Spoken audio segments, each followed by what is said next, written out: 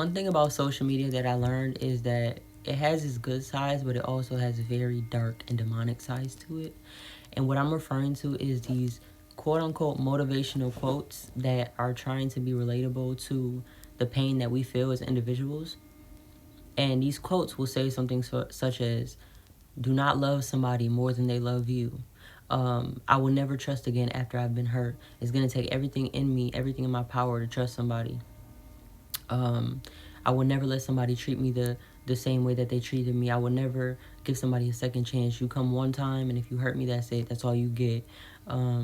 People will do me wrong, and they're going to realize they hurt me, and they're going to come running back. They always do. And it's just feeding into these delusions and feeding into our anger of not forgiving and not allowing us to love people like Christ loves us, because Jesus says to love even your enemies. Even the people that hate you, love them.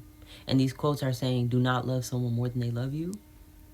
It's just not moving in a representation of God. And I feel like it causes us as a society, us as individuals, to go down this downward spiral of negativity and just anger for no reason.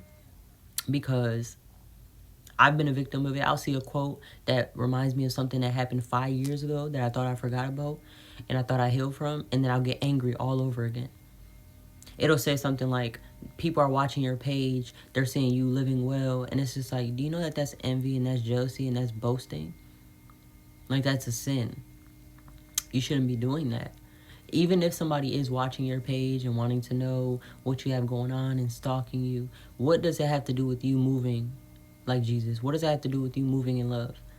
That isn't affecting your journey. That isn't affecting you by them watching you, whether they're watching you for inspiration or whether they're watching you to be nosy and to hate on you.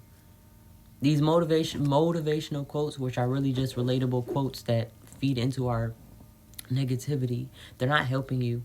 And we need to remove this from our feed.